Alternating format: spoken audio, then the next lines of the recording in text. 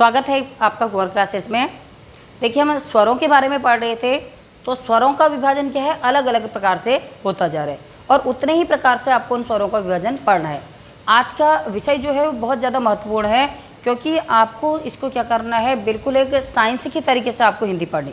तो कुल मिलाकर के क्या पढ़ना है, लॉजिक देखना है आपको कि कैसे कैसे प्रैक्टिकली हम इसको पढ़ करके आपको दिखाएंगे। तो आज का जो विषय हमारा आता है कि जिह्वा के उत्थापित भागों के आधार पर स्वरों का विभाजन। हिंदी थोड़ा सा जटिल होती है, अब इसको हमें ऐसे ही पढ़ना पड़ेगा। तो क्या कहेंगे, जिह्वा के उत्थापित भागों के आधार पर, जिह्वा के उत्थापित भागों के आधार पर हमें पढ़ना क्या है, स्वरों का विभाजन। अब कैसे हमने यहाँ पर स्वरों का विभाजन पढ़ना है, अब आप लोग सोचेंगे जिह्वा कहाँ से आ गई है, ठीक है।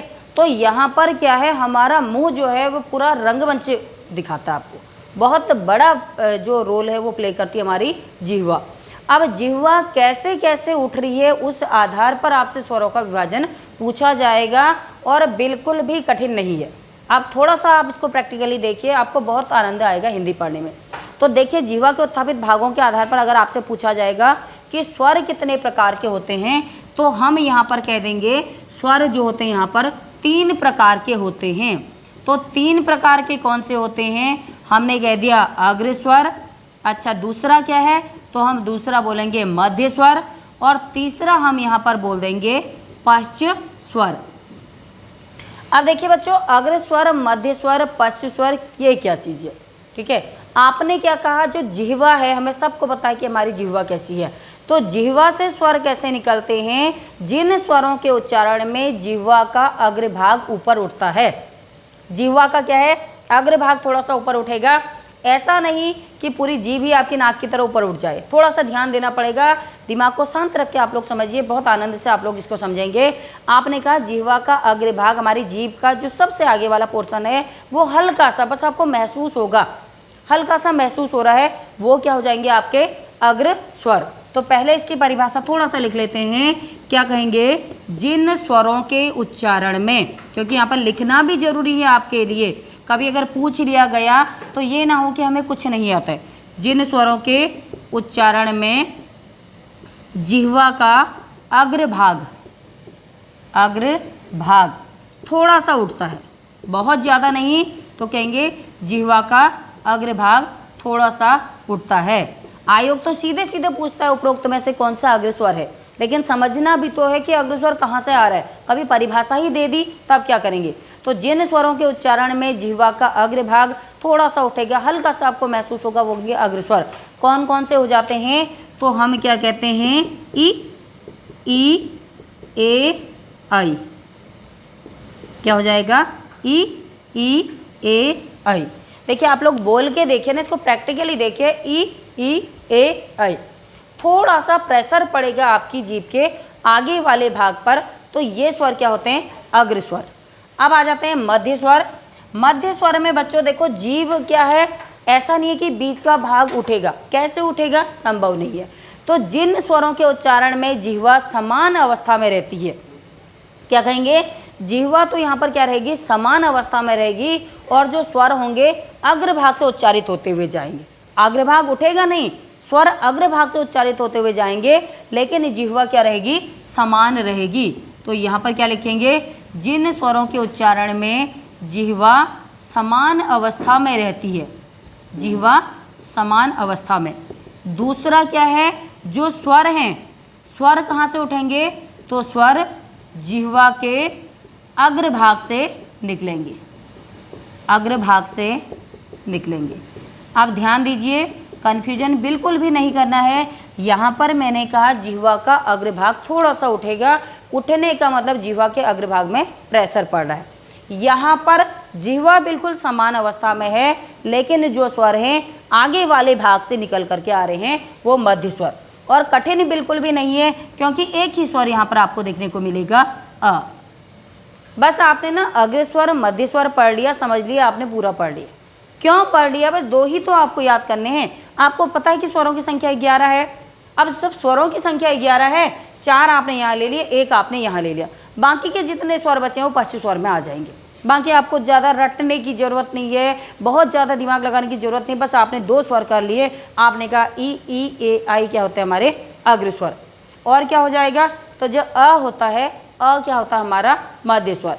अब पश्च स्वर क्या हो जाते हैं, तो पश्च स्वर में क्या कह देंगे, जिन स्वरों के उच्चारण जो है जिह्वा के पश्च भाग से होता है वे क्या कहलाते हैं, पश्च स्वर। पश्च स्वर में क्या कह देंगे, मध्य स्वर में लिख देती हूँ यहाँ पर मैं, कौन सा आ जाएगा आपका अ। अब पश्च स्वर क्या हो जाएगा, जिन स्वरों का उच्चारण क्या होगा, जिह्वा के पश्च भाग से होता है, यानी कि जिह्वा के पीछे वाले भाग से होता है, पश्च भाग से उच्चारण। तो ऐसे स्वर क्या कहलाएंगे हमारे पश्च स्वर। कौन से हो जाएंगे, अ भी आ गया, ई ए आई, तो क्या बचा हमारा आ, क्या बचा उ और ऊ, उसके बाद क्या बचा ओ और औ। जो यहाँ आपको देखने को नहीं मिले वो सारे के सारे आपने किस में रख देने, पश्च स्वर में। तो ई ए आई आपने कहा अग्र स्वर है, अ आपने कह दिया मध्य स्वर है, जितने बच गए थे क्या बचा था, आ उ ओ औ, ये क्या हो जाते हैं हमारे कौन से स्वर कह देंगे इनको, पश्च स्वर। तो ये तो क्या था, जिह्वा के उत्थापित भागों के आधार पर स्वरों का विभाजन। अब यहीं पर एक विभाजन और आ जाता है हमारा ओष्ठ के आधार पर। ठीक है, ओष्ठ आपको पता है, ओष्ठ क्या होते हैं, ओष्ठ जो है हमारा तत्सम रूप है, शुद्ध संस्कृत का है ओष्ठ। तो ओष्ठ के आधार पर यानी कि होठों के आधार पर, अब होठों का क्या रोल है स्वरों में, तो होठों के आधार पर स्वरों का 2 प्रकार से विभाजन हो जाता है। अब कौन से 2 प्रकार के देखने को मिलेंगे, तो यहाँ पर पहला हो जाएगा व्रतमुखी और दूसरा हो जाएगा अव्रतमुखी। व्रत सभी को पता है, व्रत का मतलब होता है गोला, सर्कल। तो जिन स्वरों के उच्चारण में हमारे होठ जो होते हैं गोलाकार रूप धारण कर लेते हैं, तो ऐसे स्वर क्या कहलाते हैं हमारे व्रतमुखी। आपने कहा उ ओ औ, खुद बोल करके देखिए, उ ओ औ, होठ क्या हो जाएंगे, गोल हो जाएंगे। तो क्या कह देंगे, जिन स्वरों के उच्चारण में हमारे ओष्ठ, ओष्ठ मतलब होठ, तो ओष्ठ क्या हो जाते हैं, गोलाकार हो जाते हैं, ऐसे स्वर कहलाते हैं व्रतमुखी। कौन से होते आते हैं, तो उ ओ औ, ये क्या हो गए व्रतमुखी। अव्रतमुखी तो अ का मतलब होता है नहीं, अ का मतलब क्या था, नहीं। तो जिन स्वरों के उच्चारण में जो हमारे होठ हैं या क्या कह देंगे, ओष्ठ गोलाकार नहीं होते हैं, तो जहाँ पर हमारे ओष्ठ गोलाकार नहीं हो रहे हैं ऐसे स्वर कहलाएंगे अव्रतमुखी। तो उ ओ औ को हटा करके जितने हमारे 7 स्वर बचे वो हो जाएंगे अव्रतमुखी। क्या हो जाएंगे, अ आ ई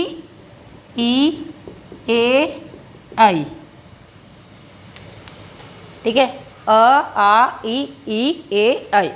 री को हम हर जगह नहीं लेते हैं क्योंकि री कहीं ना कहीं थोड़ा सा संस्कृत का स्वर माना जाता है। तो आप क्या कहेंगे, उ ओ औ, ये तो हो जाएगा आपका व्रतमुखी। अ आ ई ए आई, ये क्या हो जाएगा आपका अव्रतमुखी। तो यहाँ पर हमने 2 आधारों पर समझा, एक तो जिह्वा के उत्थापित भागों के आधार पर कि जीभ कैसे कैसे उठ रही है तो उसके आधार पर, और दूसरा होठ कैसे गोलाकार हो रहे हैं या नहीं हो रहे हैं तो इन आधारों पर। तो मिलते हैं आपसे अपनी अगली वीडियो में।